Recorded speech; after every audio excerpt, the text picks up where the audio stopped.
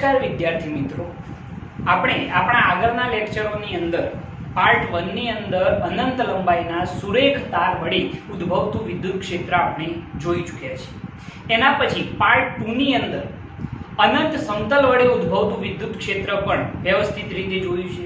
એના પછી પાર્ટ 3 ની અંદર પોલા ગોળા વડે ઉદ્ભવતું વિદ્યુત ક્ષેત્ર આપણે જોઈ ચૂક્યા છીએ, અથવા તો ગોળાકાર કવચ વડે ઉદ્ભવતું વિદ્યુત ક્ષેત્ર આપણે જોઈ ચૂક્યા છીએ। હવે આ ભાગની અંદર આપણે વિદ્યુત ભારિત ગોળા વડે ઉદ્ભવતું વિદ્યુત ક્ષેત્ર જોવાના છે, અથવા તો નક્કર ગોળા વડે ઉદ્ભવતું વિદ્યુત ક્ષેત્ર કઈ રીતે શોધી શકાય એ વસ્તુ આપણે સમજવાના છીએ। આ દરેકની અંદર એક જ કોન્સેપ્ટ વર્ક કરે છે, જે આપણે જાણીએ છીએ। સૌપ્રથમ ગાઉસિયન પૃષ્ઠ વિચારવાનું રહેશે, એના પછી ઘેરાયેલો વિદ્યુત ભાર, એના પછી ઉદ્ભવતું ફ્લક્સ અને એના પછી ગાઉસનો નિયમ। ઈઝીલી આ કોન્સેપ્ટ આપણે સમજી શકીએ છીએ। તો નક્કર ગોળા વડે ઉદ્ભવતું વિદ્યુત ક્ષેત્ર જો આપણે સમજવું હોય તો અહીંયા આગળ આપણે ધારી લઈએ કે કોઈ એક r ત્રિજ્યાનો નક્કર ગોળો છે,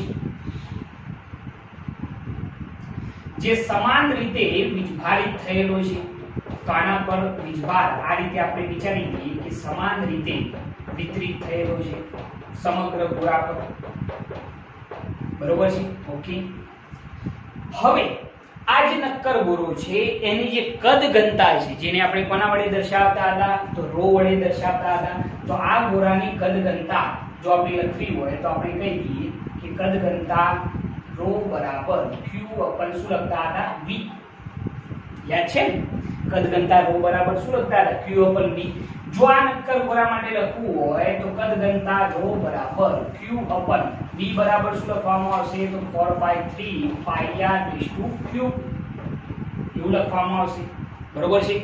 તો આ રીતે સૌપ્રથમ આપણે આ ગોળા વડે ઉદ્ભવતી જે કદ ઘનતા છે એનું સૂત્ર આ રીતે બનાવી શકીએ છીએ। ઓકે, હવે જરા જોજો કે આ નક્કર ગોળો જે છે એની અંદર આપણે એના બહારના કોઈ બિંદુ પાસેનું વિદ્યુત ક્ષેત્ર અને બીજું અંદરના કોઈ બિંદુ પાસેનું વિદ્યુત ક્ષેત્રનું સૂત્ર આપણે તારવવાના છે। તો સૌપ્રથમ આપણે એવું વિચારીએ કે આ નક્કર ગોળાની બહારના કોઈ ભાગમાં કોઈ બિંદુ P આવેલું છે અને P બિંદુ પાસેનું વિદ્યુત ક્ષેત્ર આપણે એનો શોધવાનું છે। સપોઝ કે P બિંદુ છે અને P બિંદુ પાસેનું વિદ્યુત ક્ષેત્ર આપણે શોધવું છે, તો કઈ રીતે શોધી શકાય? તો એના માટે આપણે P માંથી પસાર થતું સૌપ્રથમ શું વિચારીશું? એક ગાઉસિયન પૃષ્ઠ। તો સપોઝ કેન્દ્રથી આ P બિંદુનું અંતર કેવું હોય તો આપણે કહી દઈએ આ અંતર છે r, બરોબર છે?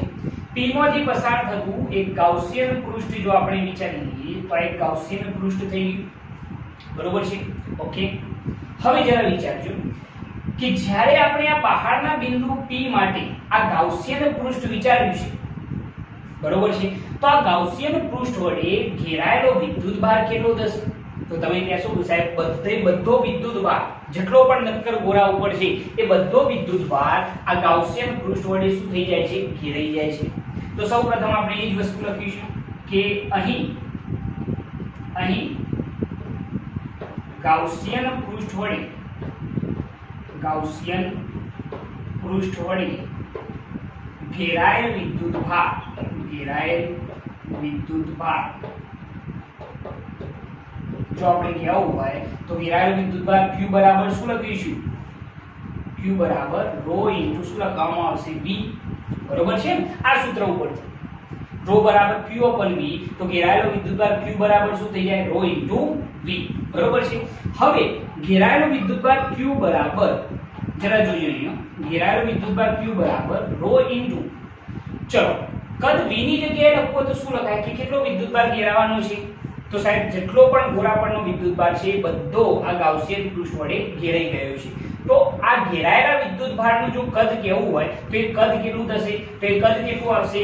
4/3 πr/3 થઈ જશે, કેપિટલ r આવશે, કારણ કે વિદ્યુત ભાર તો આટલામાં જ છે, એટલે ઘેરાયેલો વિદ્યુત ભાર કેટલો થાય? ρ ઇન્ટુ કદની જગ્યાએ શું લખાશે? 4/3 πr/3। તો આ જે વિદ્યુત ભાર મળ્યો છે એ ગાઉસિયન પૃષ્ઠ વડે ઘેરાયેલો વિદ્યુત ભાર છે। ઓકે, હવે જરા જોજો। ઓકે, હવે ગાઉસિયન પૃષ્ઠ વડે ઘેરાયેલો વિદ્યુત ભાર થઈ ગયો। હવે આ પૃષ્ઠ પર જે ગાઉસિયન પૃષ્ઠ છે એના ઉપર ઉદ્ભવતું આપણે ફ્લક્સ શોધવું પડશે। તો ફ્લક્સ માટે શું વિચારીશું? તો તો સપોઝ આ જે ગાઉસિયન પૃષ્ઠ છે એના ઉપર એક નાનકડો ખંડ વિચારીએ, બરોબર છે, એક નાનકડો સૂક્ષ્મ ખંડ વિચારીએ તો એ ખંડનો ક્ષેત્રફળ સદિશ જો કહેવો હોય તો dA સદિશ એ સપાટીને લંબરૂપે કઈક આ દિશામાં હશે, બરોબર. વિદ્યુત ક્ષેત્ર એ તો ત્રિજ્યાવર્તી દિશામાં જ રહેશે, એટલા માટે વિદ્યુત ક્ષેત્રફળ એના એ દિશામાં આવશે. તો વિદ્યુત ક્ષેત્ર અને ક્ષેત્રફળ સદિશ વચ્ચેનો ખૂણો કેવો હોય તો તમે શું કહેશો કે થીટા બરાબર કેટલો છે તો 0 છે. ખ્યાલ આવે છે આની અંદર? મેં તમને શું કહ્યું કે હવે આપણે આ પૃષ્ઠ પર જે ગાઉસિયન પૃષ્ઠ છે એના પરનું ફ્લક્સ શોધવા જઈ રહ્યા છીએ. તો એના માટે ગાઉસિયન પૃષ્ઠ પર આપણે સૂક્ષ્મ ખંડ વિચાર્યો છે, એનો ક્ષેત્રફળ સદિશ સપાટીને લંબરૂપે dA સદિશ અને વિદ્યુત ક્ષેત્ર ત્રિજ્યાવર્તી દિશામાં એટલે એના એ દિશામાં, તો બંને વચ્ચેનો એંગલ કે 0 થઈ ગયો. તો ઉદ્ભવતું ફ્લક્સ જો કેવું હોય તો ફ્લક્સ phi બરાબર સંકલનમાં આપણા ગાઉસના નિયમ પરથી E સદિશ ઇન્ટુ શું આવશે dA સદિશ. તો ફ્લક્સ phi બરાબર સંકલનમાં E into dA cos theta, બરોબર છે, સદિશ દૂર કરી. ઓકે, હવે થીટા બરાબર એંગલ કેટલો છે બંને વચ્ચેનો તો આપણને ખ્યાલ આવે છે કે સાહેબ થીટા બરાબર તો કેટલા ડિગ્રી છે 0 ડિગ્રી. તો cos 0 ની કિંમત 1, તો ફ્લક્સ phi બરાબર ચલો આ તો 1 થઈ ગયા. તો અહીંયા શું વધ્યું E ઇન્ટુ dA. તો વિદ્યુત ક્ષેત્ર તો સમગ્ર પૃષ્ઠ પર સમાન છે એટલે E કોમન બહાર નીકળી જશે, કોન્સ્ટન્ટ છે. તો સંકલનમાં ખાલી શું આવશે dA. હવે જરા વિચારજો કે અહીંયા આગળ આપણે સંકલનમાં dA છે મતલબ કે આ પૃષ્ઠ પર ગાઉસિયન પૃષ્ઠ પર dA બધાનો જો સરવાળો કરવામાં આવે તો આ ગાઉસિયન પૃષ્ઠનું શું મળી જાય ક્ષેત્રફળ મળી જાય. તો ગાઉસિયન પૃષ્ઠનું ક્ષેત્રફળ શું લખાય તો E * 4 pi સ્મોલ r નો સ્ક્વેર. કેમ? કારણ કે ગાઉસિયન પૃષ્ઠની ત્રિજ્યા કેટલી છે સ્મોલ r છે, એટલા માટે એનું ક્ષેત્રફળ ટોટલ કેટલું થઈ જાય 4 pi r નો સ્ક્વેર. ઓકે, તો આ ગાઉસિયન પૃષ્ઠ વડે ઉદ્ભવતું શું થઈ ગયું ફ્લક્સ થઈ ગયું. ઓકે, હવે જો હું ગાઉસનો નિયમ એપ્લાય કરું તો ગાઉસના નિયમ પરથી જો આપણે કહેવું હોય તો ગાઉસનો નિયમ ફ્લક્સ phi બરાબર q upon epsilon naught. Okay, હવે જરા જોજો કે ફ્લક્સ phi બરાબર શું આવશે તો અહીંયા આપણે લખીશું કે E into 4 pi small r નો સ્ક્વેર. ઓકે, ચલો q બરાબર લખવું હોય તો શું લખાય? આના ઉપરથી લખવું હોય આના ઉપરથી તો શું લખીશું q બરાબર તો ρ ઇન્ટુ શું આવશે 4/3 pi r raised to q. તો q ની જગ્યાએ આપણે લખી કાઢીએ તો અહીંયા આગળ થઈ જશે ρ into 4/3 pi r raised to શું થઈ જશે q અપન છેદમાં શું આવશે એપ્સિલોન નોટ. બરોબર છે. q જે છે એ યાદ કરો ગાઉસનો નિયમ કે q બરાબર આપણે શું કહેતા હતા ગાઉસના નિયમ મુજબ ફ્લક્સ phi બરાબર sigma q by epsilon naught. આ સિગ્મા q શું હતો જે આ છે એ ગાઉસિયન પૃષ્ઠ વડે ઘેરાયેલો વિદ્યુત ભાર છે, બરોબર છે. તો ગાઉસિયન પૃષ્ઠ વડે ઘેરાયેલો વિદ્યુત ભાર ઓલરેડી અમે બતાવેલો છે, એ તમારે અહીંયા એપ્લાય કરવાનો છે q ની જગ્યાએ. ઓકે, હવે જરા જુઓ કે આનું થોડું સાદુરૂપ આપીએ તો શું થાય E into 4 pi r નો સ્ક્વેર is equal to તો ρ into 4 pi capital R cube upon 3 into શું થઈ જાય એપ્સિલોન નોટ. બરોબર છે. ઓકે, આ ત્રણ છેદમાં આવી ગયા, બંને બાજુથી 4 pi કેન્સલ આઉટ થઈ જશે. તો અહીંયા વધ્યું શું જે વધે છે એ આપણે લખી કાઢીએ તો વિદ્યુત ક્ષેત્ર E બરાબર જોજો આ r² બરાબરની આ બાદ જશે તો क्या આવશે છેદમાં આવશે એટલે અહીંયા વધશે ρ into r³ અપન છેદમાં r² બરાબરની આ બાજુ એટલે છેદમાં તો 3 એપ્સિલોન નોટ ઇન્ટુ શું થઈ જાય સ્મોલ r નો સ્ક્વેર. શું કરી ખબર પડી? ખાલી ઈને કરતા બનાવ્યા છે એ r² બરાબરની આ બાજુ આવ્યો તો क्या આવી ગયો છેદમાં. ઓકે, હવે જરા જોજો તો પરિણામી વિદ્યુત ક્ષેત્ર જ છે, પરંતુ આનું હજી થોડું સાદું આપીએ તો પરિણામી વિદ્યુત ક્ષેત્ર E બરાબર. ઓકે, ચલો હું તમને એમ કહું કે ρ બરાબર લખવું હોય તો તમે શું લખી શકો?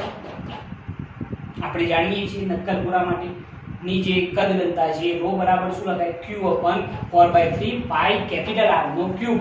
જો એ એપ્લાય કરીએ તો શું થશે એ જરા જોજો તો ρ ની જગ્યાએ q upon શું આવશે 4/3 pi capital R નો ક્યુબ, બરોબર, ρ ની જગ્યાએ ઇન્ટુ કેપિટલ R ક્યુબ અપન છેદમાં શું છે 3 એપ્સિલોન નોટ ઇન્ટુ શું આવશે r². શું કરી ખાલી એ સમજી લેજો કે ભાઈ ρ ની જગ્યાએ તદગંતાનું સૂત્ર મેં એપ્લાય કર્યું છે. હવે જોજો આનું સાદુરૂપ આપીએ તો આપણને ખ્યાલ આવશે કે અહીંયાથી r3 તો શું થઈ જાય, દૂર થઈ જશે. તો E બરાબર, ચલો છેદનો છેદ ક્યાં જાય, અંશમાં, એટલે અહીંયા આગળ થઈ જશે 3q, બરોબર છે. અપન શું વધશે, 4 પાઈ 3 એપ્સિલોન અથવા તો એપ્સિલોન નોટ ઇન્ટુ 3 ઇન્ટુ શું થઈ જશે, r સ્ક્વેર, બરોબર છે. તો અહીંયાથી ફરીથી 3 શું થઈ જશે, દૂર થઈ જશે. ખ્યાલ આવે છે ને, છેદનો છેદ આ ક્યાં ગયો, અંશમાં, બરોબર છે. તો અહીંયા શું થઈ ગયું, 3q અપન શું આવશે, 4 pi epsilon naught into 3 into r નો સ્ક્વેર. 3 ફરીથી શું થઈ ગઈ, કેન્સલ.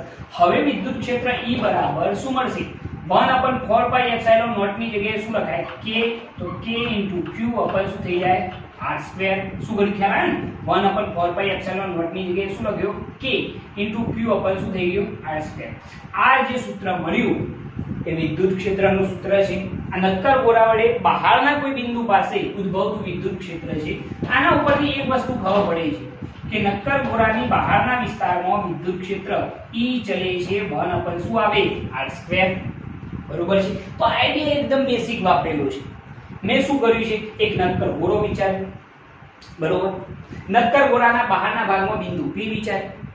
સૌપ્રથમ આ P માંથી પસાર થતું શું શોધી કાઢવાનું, ગાઉસિયન પૃષ્ઠ, જે આ શોધેલું છે, બરોબર છે. હવે આ ગાઉસિયન પૃષ્ઠ વડે ઘેરાયેલો વિદ્યુત ભાર કેટલો થશે, તો આ ઘેરાયેલો વિદ્યુત ભાર Q બરાબર ρ * V. તો ρ * V બરાબર કદ કેટલું આવશે, તો એ આ ગોળાનું જ કદ આવશે, બરોબર છે. તો એ કેટલું આવે, 4/3 પાઈ r નો ક્યુબ. હવે એના વડે ઉદ્ભવતું ફ્લક્સ શોધવાનું છે ગાઉસિયન પૃષ્ઠ વડે. તો મેં ગાઉસિયન પૃષ્ઠ પર એક નાનકડો પૃષ્ઠખંડ વિચાર્યો. એનો ક્ષેત્રફળ સદિશ અને વિદ્યુત ક્ષેત્ર બતાવેલું છે. θ બરાબર એંગલ 0 થશે. તો એના દ્વારા ઉદ્ભવતું ફ્લક્સ φ બરાબર આપણને કેટલું મળ્યું, E * 4 પાઈ r નો સ્ક્વેર. અને પછી સીધો શું એપ્લાય કર્યો, ગાઉસનો નિયમ. દરેકની અંદર આ જ સ્ટેપ આવશે. એટલે આ વસ્તુ આપણે વ્યવસ્થિત સમજવાની રહેશે. પછી તમે બધી કિંમતો એપ્લાય કરો તો તમને આ સૂત્ર મળી જશે કે નક્કર ગોળાની બહારના વિસ્તારમાં કોઈ પણ બિંદુ પાસેનું વિદ્યુત ક્ષેત્ર E બરાબર શું મળે છે, કે q/r². એટલે કે વિદ્યુત ક્ષેત્ર એ અંતરના વર્ગના શું હોય, વ્યસ્ત પ્રમાણમાં હોય છે. ઓકે. હવે આટલી વસ્તુ સમજ્યા પછી જો આપણે એમ કહીએ કે અંદરના કોઈ બિંદુ પાસેની વાત કરીએ, આ તો વાત થઈ બહારના કોઈ બિંદુ પાસેનું વિદ્યુત ક્ષેત્ર, પરંતુ સપોઝ એવું વિચારો કે આ ગોળાની અંદરના ભાગમાં વિદ્યુત ક્ષેત્ર આપણે શોધવું હોય તો કઈ રીતે શોધી શકાય, તો એના માટે પણ પ્રોસિજર આપણે આ જ યુઝ કરવાના છીએ. હવે જરા જુઓ.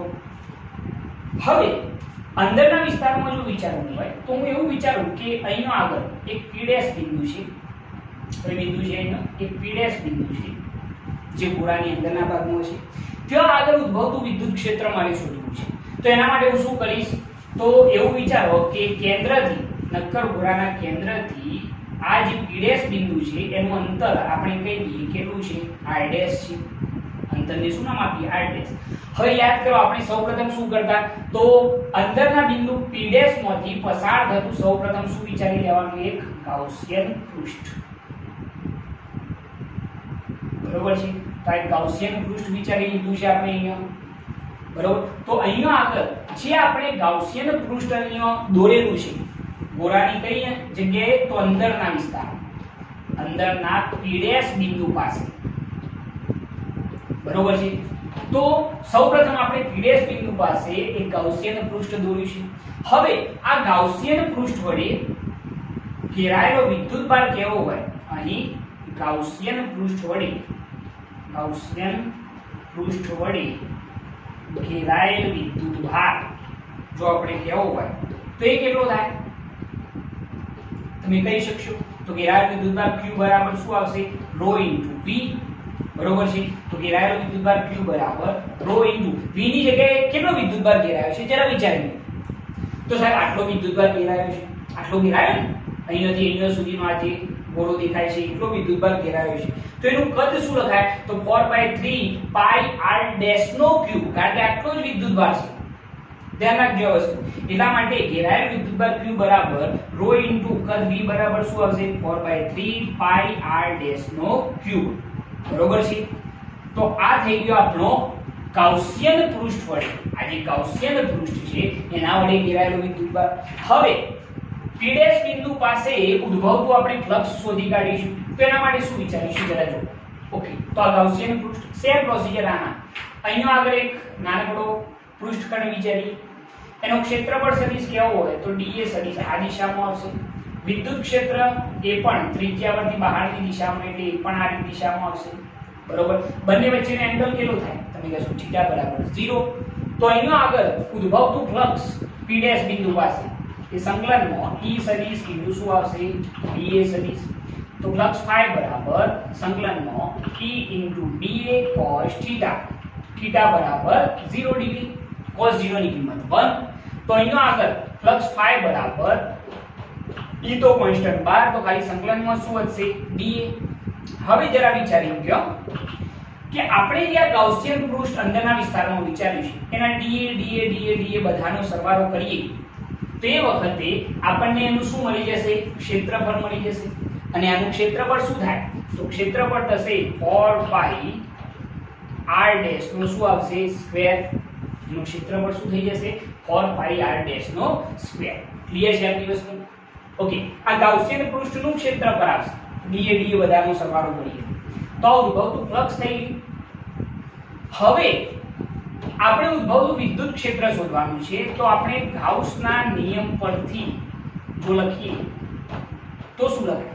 ગાઉસનો નિયમ શું હતો? ફ્લક્સ phi બરાબર q/ε0. તો ચલો ફ્લક્સ phi બરાબર કેટલું?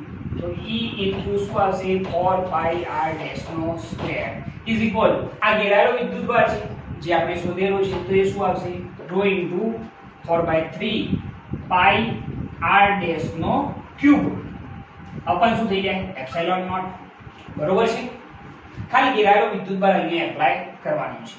હવે જરા જુઓ તો આપણે જો સાદુરૂપ આપીએ તો સાદુરૂપ આપતો આપણને સૂત્ર કંઈક આવું મળશે કે E બરાબર E 4 pi r ડેશ નો square is equal to ρ 4 pi r dash નો ક્યુબ અપન આ 3 કે આવી જાય છેદમાં આવી જાય એટલે 3 શું થઈ જશે? ε0. બરોબર છે. ઓકે, બંને બાજુથી 4 pi શું થઈ જાય? કેન્સલ. તો વિદ્યુત ક્ષેત્ર E બરાબર આપણને સૂત્ર મળશે. વિદ્યુત ક્ષેત્ર E બરાબર ચલો r ડેશ નો સ્ક્વેર બરાબર ની આ બાજુ એટલે છેદમાં આવી જાય તો સૂત્ર શું બનશે?